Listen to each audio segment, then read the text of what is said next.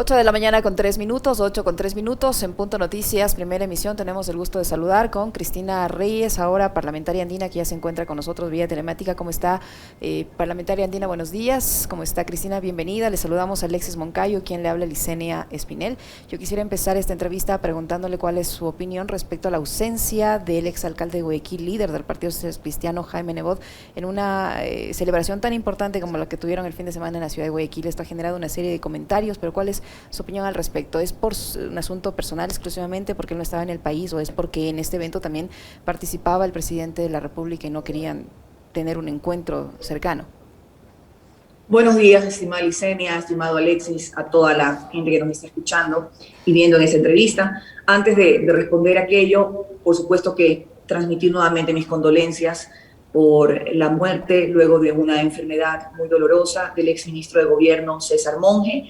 Me sumo a todas las voces de solidaridad por esta pérdida tan lamentable para su familia, para su esposa, sus hijos chiquitos y por supuesto para el país, porque más allá de cualquier diferencia política en la parte humana vimos a un hombre que luchó con lealtad por llevar adelante un sueño de llegar a la presidencia con el actual presidente, y además también le vimos peleando por su salud, como probablemente miles de personas en este mundo. Así que mi solidaridad a través de sus micrófonos a la familia de César Monge.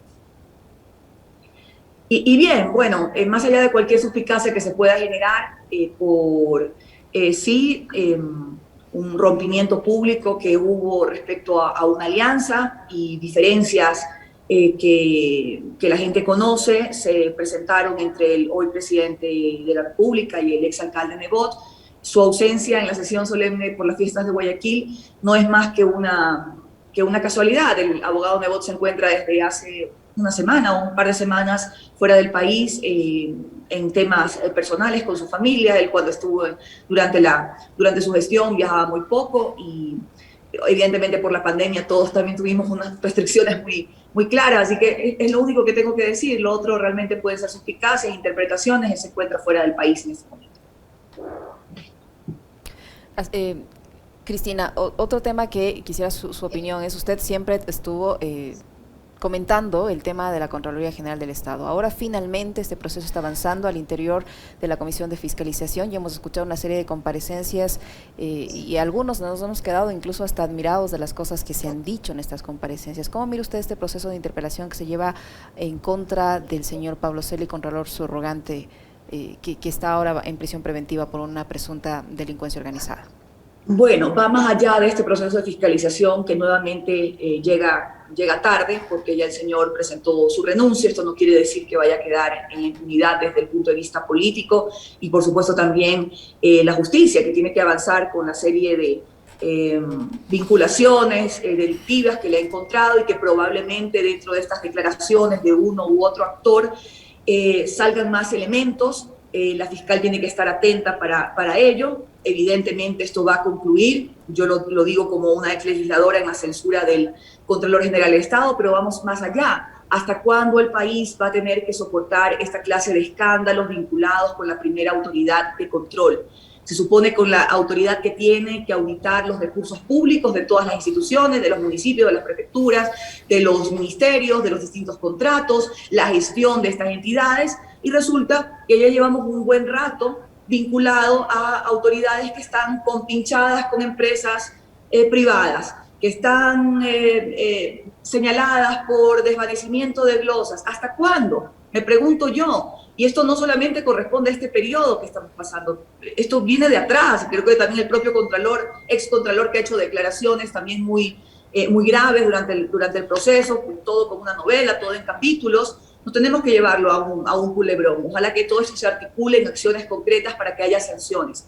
Y por otro lado, bien, es lo que tenemos. A muchos no nos gusta la forma de elección de las autoridades de control a través de un Consejo de Participación Ciudadana, pero es lo que hay, como dicen en España. Ahora tenemos que estar muy atentos al concurso público que hará el Consejo de Participación Ciudadana y Control Social, el reglamento que va a establecer, los requisitos. Hay que hacer veedurías ciudadanas y, por supuesto, estar muy pendientes de que la nueva persona que se vaya a elegir para esta entidad cumpla no solo con los mínimos requisitos académicos y profesionales, sino por supuesto que tenga un PhD en ética y en honestidad, que es lo que tanta falta hace en el país.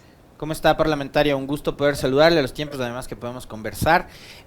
A ver, es medio odioso y a ratos, digamos, no aporta en nada el hablar sobre la leche derramada, ¿no? Pero la estadía de Celi en la Contraloría fue el resultado de una venta de humo, que fue esta de la reinstitucionalización a partir de la llegada de Trujillo al Consejo de Participación Ciudadana de Transición, y todo lo que hizo aquel consejo, ¿no? Entonces le vendieron al país la idea de la reinstitucionalización, que iban a refundar el país después de toda la corrupción del correísmo, etcétera, etcétera. Resulta que Celi terminó siendo un verdadero pirata, ¿no? Y la gente que le acompaña de igual manera.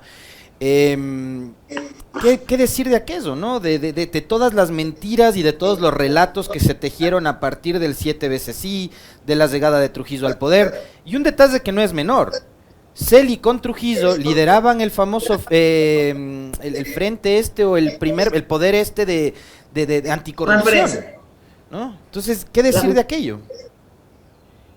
Tenemos seriamente, Alexis, que aprender de todos los errores que se han cometido.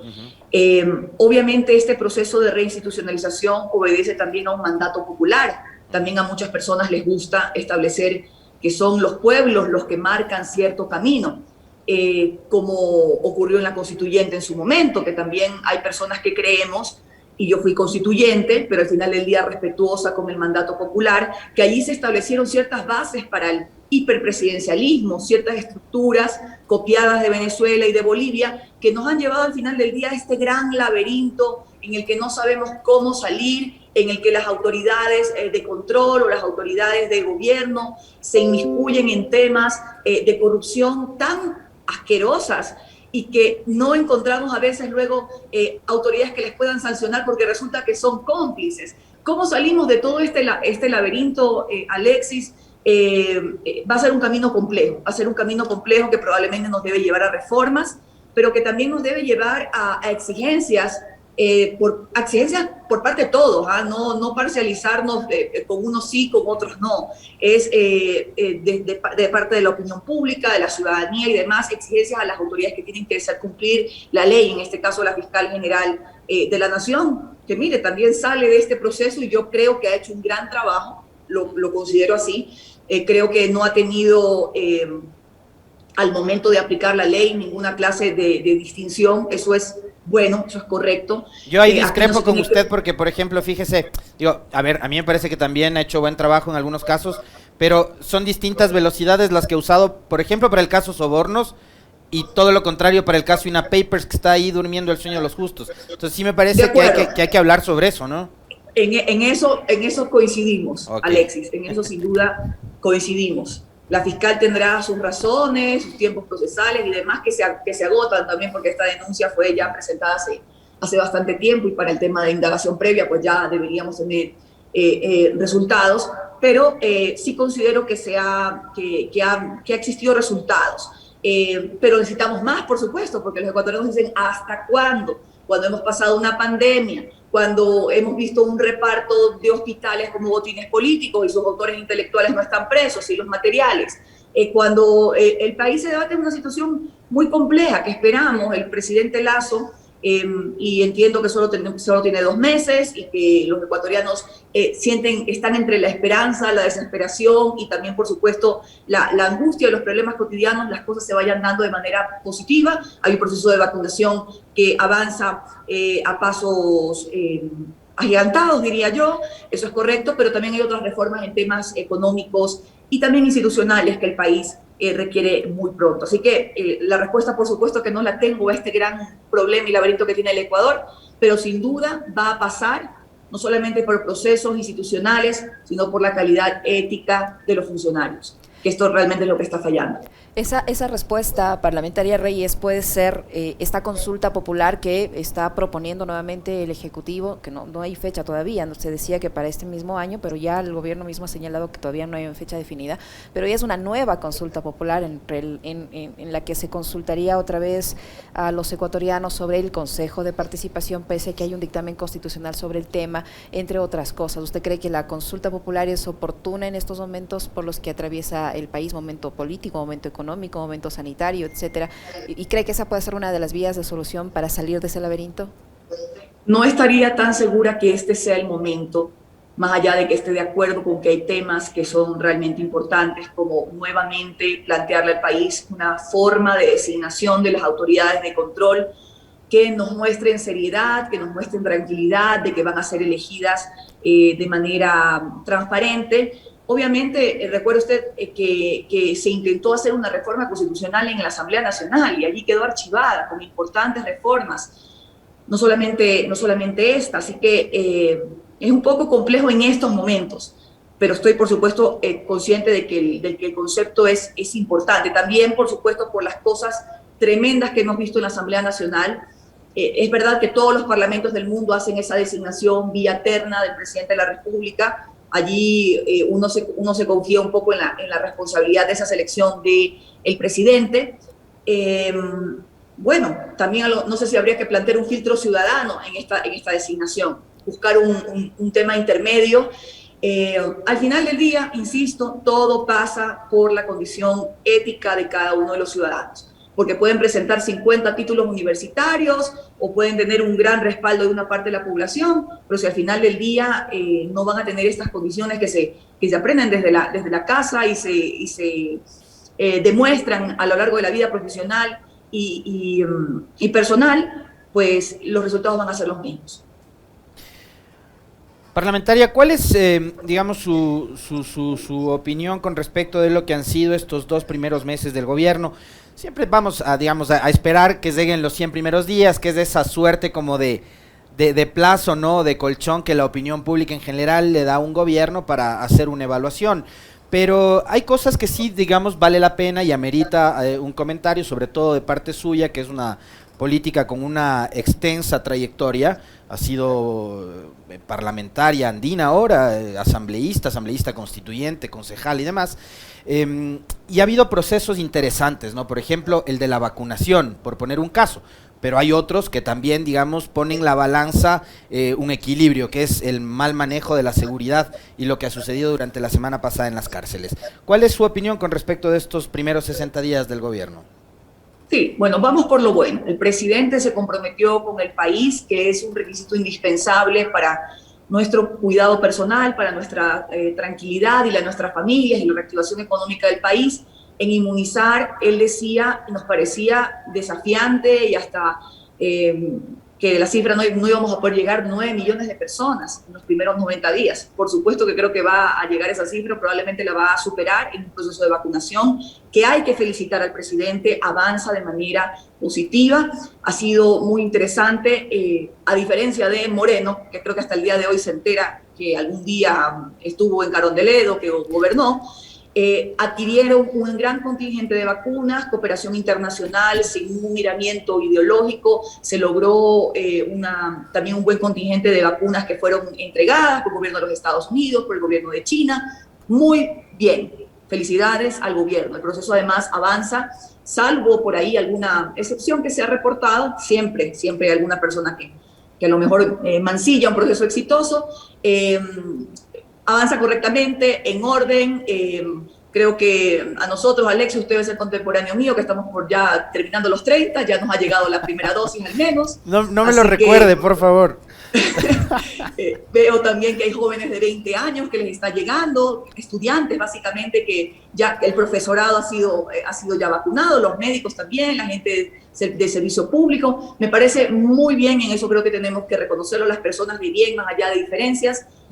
Aplausos para el presidente, aplausos para el gobierno por lo que está haciendo. Luego el tema de la seguridad, sí, es un problema que es de alguna manera heredado, que se ha recrudecido por las condiciones sociales y económicas que vive el país y que el presidente tiene que intervenir de manera inmediata, que a lo mejor no se han dado los pasos de manera correcta. Encontramos nuevamente que una implosión social en las cárceles del Ecuador, con una ausencia por parte del Estado y falta de control, que el presidente se ha comprometido a actuar de manera inmediata. Esperamos que así sea, porque no solamente se trata, aunque a algunas personas no les guste decirlo, pero es un tema también de rehabilitación y derechos humanos de los demás internos que no obedecen a estos motines, sino también de que hay que desarticular a esas bandas que están operando desde la cárcel y que están generando también malestar social afuera, que uno no se explica cómo tienen estos armamentos de alto calibre, cómo tienen estas comunicaciones, y es porque hay sin duda complicidad de las autoridades. Entonces hay que intervenir. Por otro lado, le hemos advertido al presidente también que el problema del seguro social es algo que puede explotar en su momento. Me agrada haberlo escuchado el otro día, y de hecho, tomando algunas de las propuestas que yo hice de cómo pagar la deuda del seguro social. El presidente hablaba también de que se puede, el Estado le debe más de 9.000 millones de dólares, mucho más diría yo, al DIES. A través de los préstamos solamente le paga 450 millones en rentabilidad anual. Pero con todo ese dinero, por supuesto que el DIES puede capitalizar sus ingresos y no estar en estas situaciones tan precarias. El presidente hablaba de entregar utilidades en el tema de las, por ejemplo, de ahora la renovación de concesión. Yo hablaba de entregar todo el monto de la renovación de concesiones de las telefónicas para pagar la deuda del seguro social. Hablábamos también de la entrega en propiedad al seguro de algunos proyectos que pueden ser mineros, que pueden ser petroleros. El OCP en el 2023 regresa al Ecuador nuevamente, al Estado ecuatoriano, puede ser entregado al DIES para su administración, pero evidentemente también al interno se deben elegir a personas que sean miradas con lupa, porque el vicepresidente acaba de decir que lo maltratan a él en un hospital. Imagínense si lo maltratan a él en una visita protocolaria, ¿cómo será al común de los ciudadanos? Entonces hay que cambiar a los directores de hospitales, tienen que ser personas con perfiles de gestión hospitalaria y también con rectitud y ética para que no haya esta situación tan dolorosa que hemos vivido de mercaderes de la salud. En fin, hay muchas cosas que hacer, tiene grandes desafíos el presidente. Tenemos que tener, creo que todos, más allá de que sí ser críticos de nuestras opiniones, una prudencia saludable, digamos, para que se vayan implementando poco a poco los compromisos que él ha adquirido y que por supuesto Alexis adquirió junto a nosotros, a pesar de que se haya roto la alianza. Vamos a ser exigentes que se cumplan. Parlamentaria Reyes, ¿cómo ve usted estos más de 2 meses de la Asamblea Nacional, la gestión de la Asamblea Nacional, esta luna de miel entre la señora Guadalupe Llori y el gobierno, y en sí el accionar general de la Asamblea como tal? Bien, una relación armónica entre poderes del Estado, eso tiene que existir. Lo que siempre he criticado cuando ha existido sumisión o cuando las asambleas nacionales se han convertido en secretarías adscritas al presidente de la República. Lo hemos visto en varias oportunidades, una sumisión completa que impide que el órgano legislativo cumpla sus 2 cometidos principales, que es legislar por la gente, por los ciudadanos y no por proyectos políticos, y fiscalizar a los poderes de turno. Al momento hemos tenido una asamblea que, bien, a lo mejor, por supuesto que muchos me criticarán y dirán, pero si la asamblea de ustedes fue peor, pero yo al menos la veo ahorita, así como dicen en mi tierra, ni chicha ni limonada. Está allí, ¿verdad? No hemos visto todavía algún liderazgo que haya surgido, que haya rompido con alguna propuesta. Bueno, debo decir sí que he visto un par de asambleístas que con estas propuestas de salud, de higiene femenina. Joana Moreira, de la Izquierda Democrática. Son interesantes para plantearlas al debate, porque sí, sin duda, recogen temas de pobreza menstrual, como dicen ciertos grupos de mujeres. Este fue un tema que fue llevado a la sorna en redes sociales, asambleísta, y es un tema que debería ser tratado de manera seria por parte del Parlamento. O sea, le escucho hablar a usted y usted está de acuerdo con esa propuesta.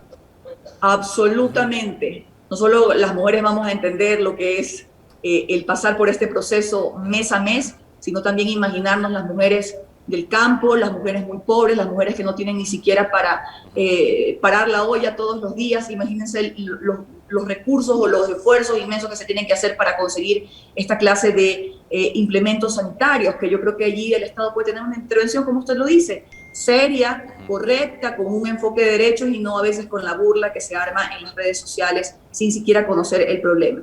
Bien, por supuesto también que hay declaraciones también muy escandalosas, como la de un asambleísta que dice que como un concepto ahí, un nuevo concepto a la criolla, diciendo que roben bien, que todo el mundo sea indignado y con justa razón.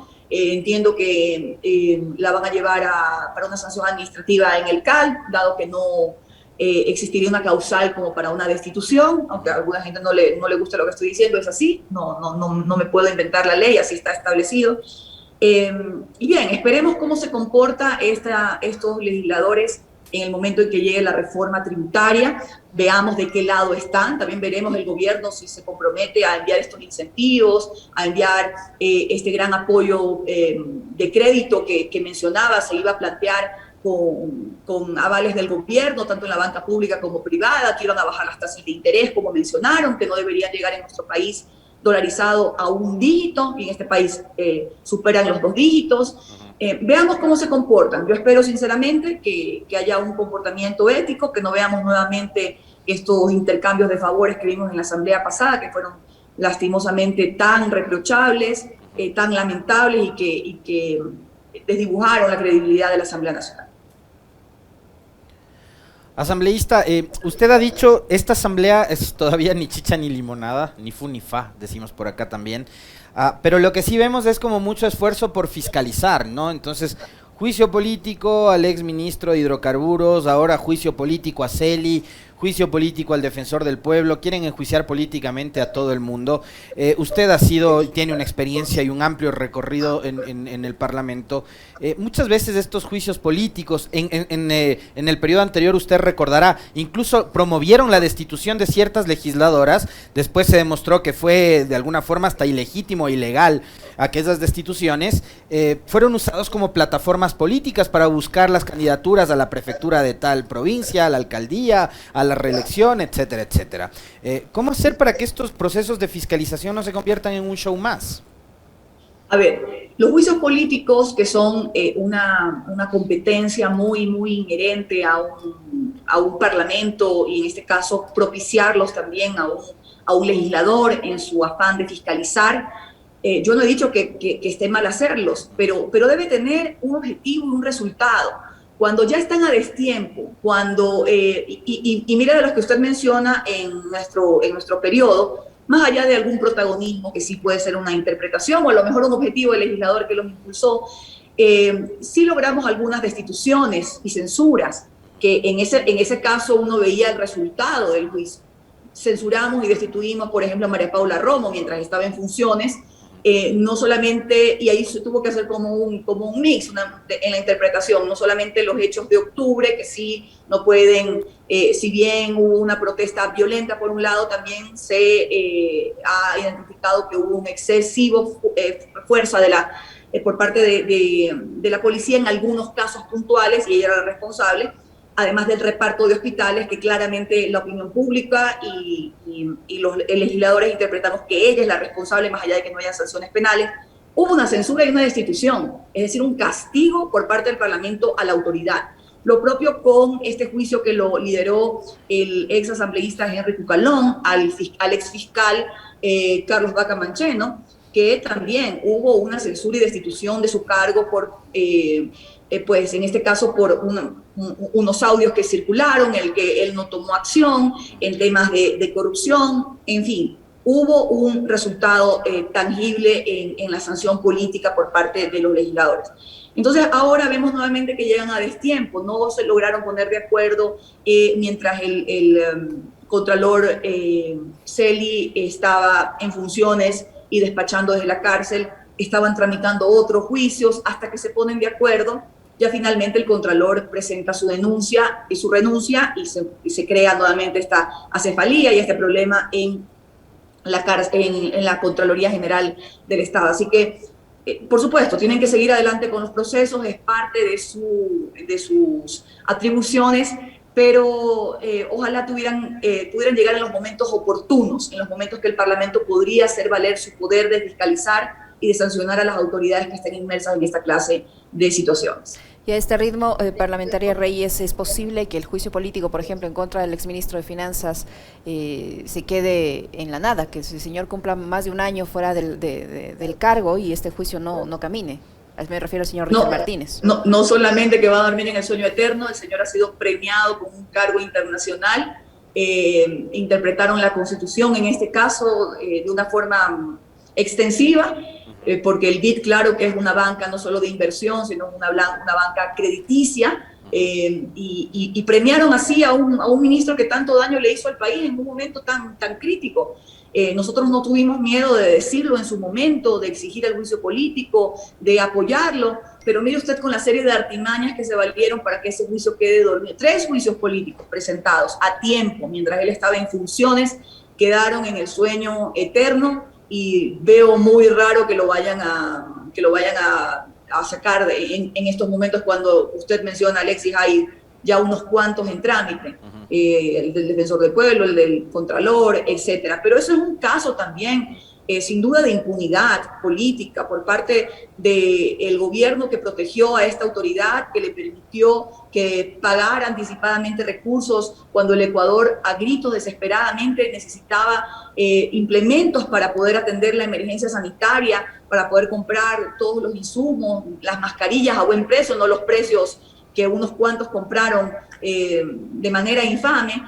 Mire usted que le permitieron hacer todas esas cosas. Por suerte, un grupo tendremos la conciencia tranquila que lo denunciamos a tiempo, pero ya para estas sanciones políticas, mire usted, el tiempo pasó. ¿Y usted cree que es pertinente, parlamentaria, ir a este proceso de consulta popular que lo ha manifestado tanto el asambleísta Fernando Villavicencio como el propio presidente Lasso, quien lo recibió en su despacho, para hablar sobre aquello? Ir a una consulta popular en este momento en que el país tiene otro tipo de necesidades que parecerían ser más urgentes, y yo coincido con alguien que hace un momento nos ponía en un comentario en las redes, digamos, reconocemos que el proceso de vacunación contra el COVID ha marchado bastante bien, pero el problema es que no hay vacunas pentavalentes para los niños.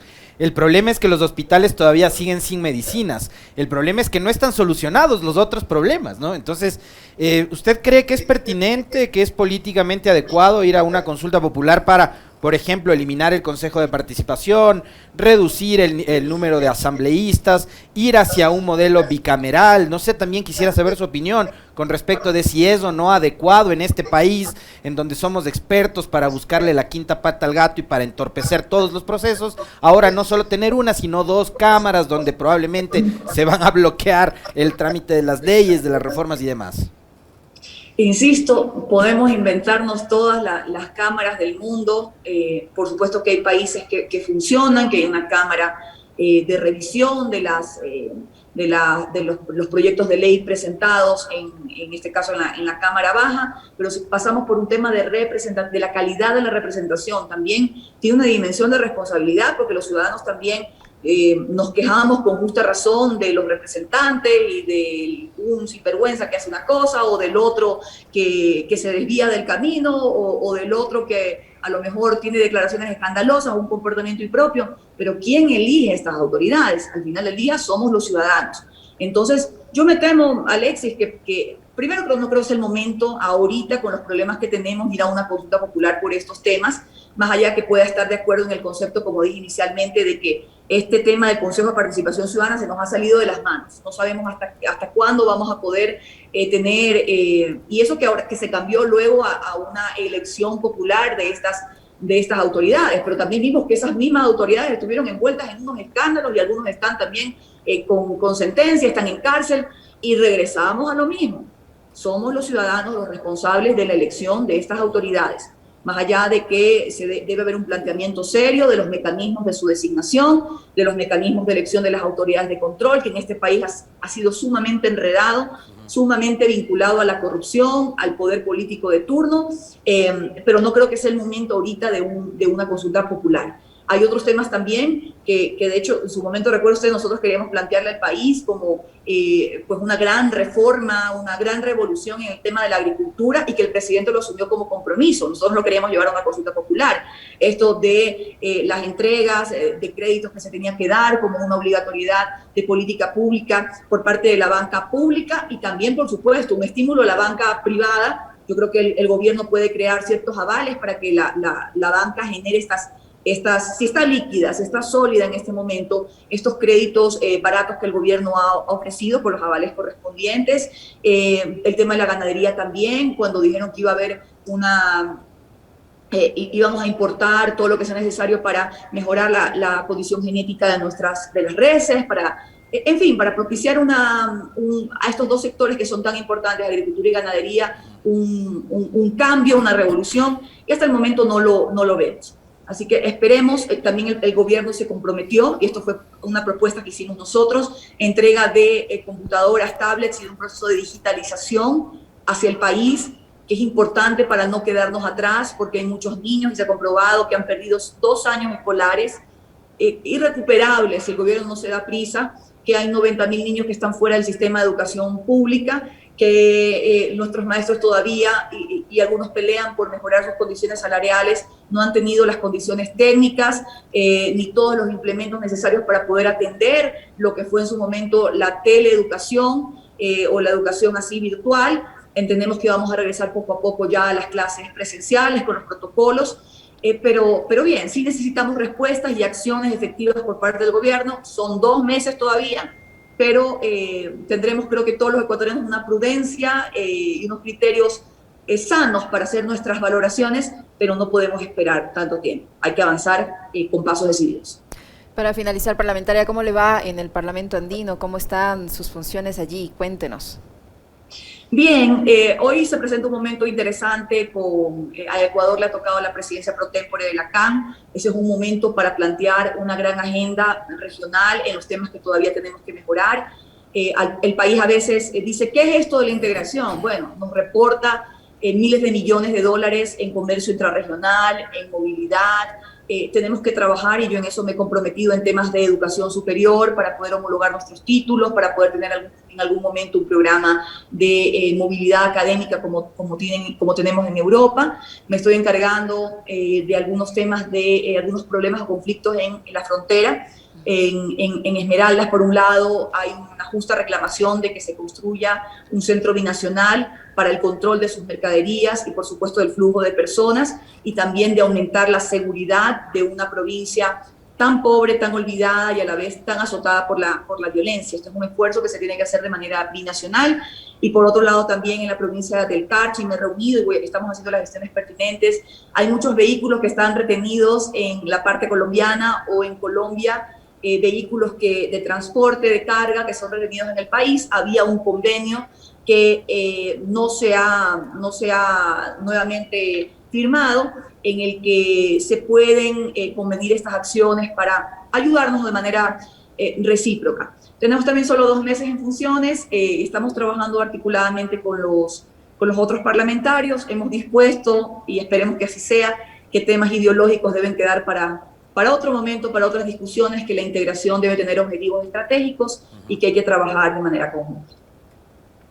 Muchísimas gracias por su tiempo, por la información que nos ha proporcionado. Qué gusto verle a los tiempos a la parlamentaria andina ahora, Cristina Reyes, que ha estado con nosotros. Muchísimas gracias, Cristina. Muy amable. Muchísimas gracias.